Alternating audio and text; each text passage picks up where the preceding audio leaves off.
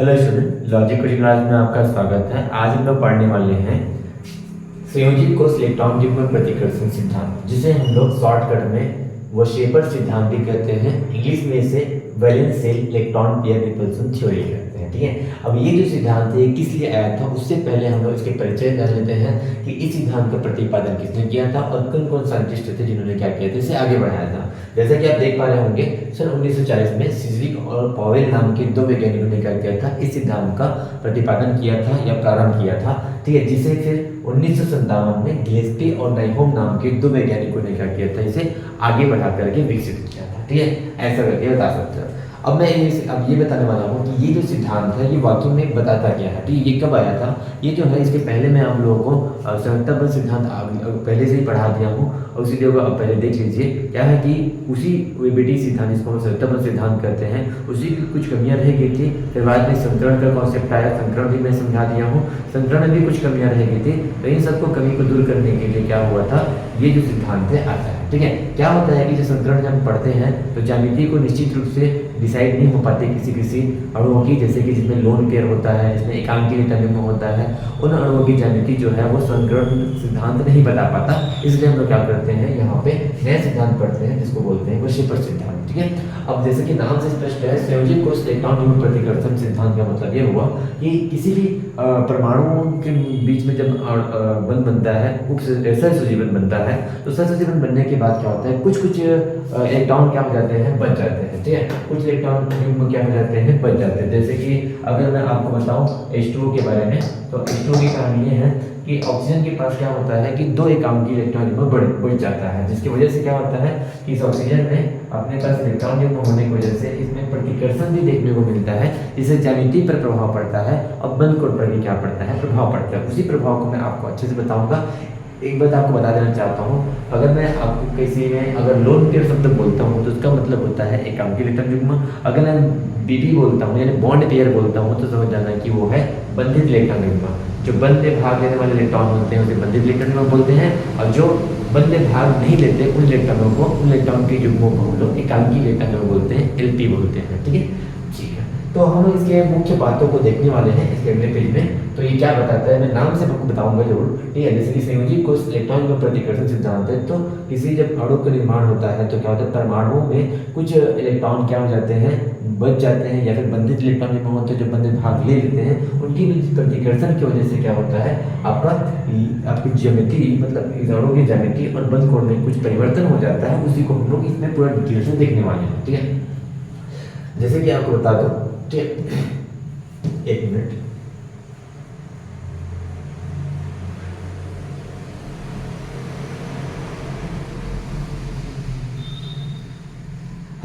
ठीक है। तो इसके मुख्य बिंदु ये है कि जैसे कि अपने पास क्या होता है, पहला बात तो मैंने आपको बता दिया है कि जब अणु का निर्माण होता है, ठीक है, जब भी अणु का निर्माण होता है, सहसंयोजी अणु की बात कर रहा हूँ, तो इलेक्ट्रॉनों की जब साझेदारी चलती है तो इलेक्ट्रॉन की साझेदारी के बाद बंध बन जाता है सहसंयोजी बंध। ठीक है, कुछ इलेक्ट्रॉन क्या हो जाते हैं, एकांकी इलेक्ट्रॉन युग्म के रूप में बच जाते हैं। जैसे आपने देखा था कि H2O में जल में क्या होता है कि दो एकांकी इलेक्ट्रॉन युग्म बच जाता है और दो हाइड्रोजन आपके पास बंधित इलेक्ट्रॉन युग्म होते हैं, BPP बोलते हैं, इसको LP बोलते हैं। अब होता क्या है कि लोन पेयर के इलेक्ट्रॉन और इस लोन पेयर के इलेक्ट्रॉन के बीच प्रतिकर्षण होता है, लोन पेयर और बॉन्ड पेयर यानी कि बंधित इलेक्ट्रॉन के बीच प्रतिकर्षण होता है, इधर भी लोन पेयर बॉन्ड पेयर के बीच में प्रतिकर्षण होता है, एक प्रतिकर्षण होता है बॉन्ड पेयर के बीच प्रतिकर्षण। अर्थात हम कह सकते हैं कि संयोजित कोश के जो इलेक्ट्रॉन होते हैं, इलेक्ट्रॉन युग्म होते हैं, चाहे वो बॉन्ड पेयर हो चाहे लोन पेयर हो, उनके बीच प्रतिकर्षण होता है, जिसकी वजह से ज्यामिति पर और उसके बंध कोण पर क्या पड़ता है, प्रभाव पड़ता है, या कम हो जाता है, या फिर बढ़ भी सकता है, या फिर आकृति विकृत हो जाती है। ठीक है, ऐसा आप कह सकते हैं। अमोनिया में कुछ इस प्रकार का होता है कि आपको यहाँ पे अमोनिया में नाइट्रोजन पर इलेक्ट्रॉन बचता है,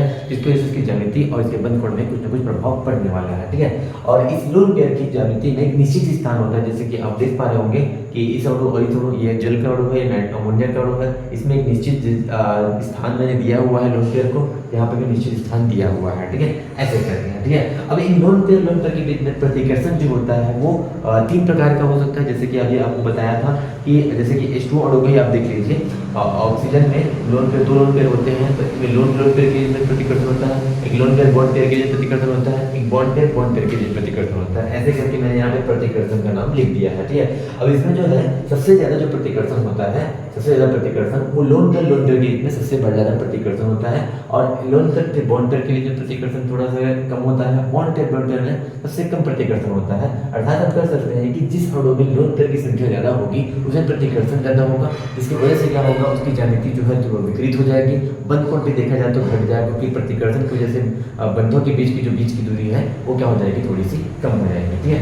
अब आगे देखते हैं कि अगर किसी अणु में आपके पास कोई bond pair lone pair concrete अणु ना हो, तो उसकी ज्यामिति जो है उसमें कोई दिक्कत नहीं आएगा। इसका मतलब जो ज्यामिति उसकी पहले रहेगी, जैसे कि ये मान लो आपके पास क्या है, चतुष्फल की ज्यामिति वाला मीथेन अणु है, ठीक है। अब इसकी ज्यामिति जो है चतुष्फल की होती है, जैसे मैंने कहा, ठीक है। तो ये ज्यामिति का कोई प्रभाव नहीं पड़ेगा, ये हमेशा इसकी ज्यामिति क्या रहेगी, चतुष्फल की रहेगी। या फिर हम बोल सकते हैं कि ज्यामिति में कोई भी विपरीत नहीं होगा, इसकी ज्यामिति जो रहेगी वो सममित रहेगी, ठीक है। और हम अगर जैसे कि अमोनिया अणु की बात करता हूँ, अमोनिया अणु में क्या है कि नाइट्रोजन पर लोन पेयर रखते हैं, वो बल ने भाग नहीं दिया, जिसकी वजह से इस पर एकांकी तत्व बन जाता है। अब एकांकी तत्व की वजह से क्या होगा, इसकी ज्यामिति में क्या हो जाएगी, कुछ विकृति उत्पन्न हो जाएगी, और बल कोण भी क्या हो जाएगा, घट जाएगा। यही तो सिद्धांत है अपना, ठीक है। तो इसकी ज्यामिति जो है वो चतुष्फल की नहीं होकर के, जबकि अपना अमोनिया पे जब संकरण निकालो नाइट्रोजन पर तो sp3 संकरण निकलता है, और इसका भी sp3 संकरण निकलता है। लेकिन sp3 संकरण होने के बावजूद भी इसकी ज्यामिति जो है वो चतुष्फल की ना होकर के इसकी ज्यामिति जो है वो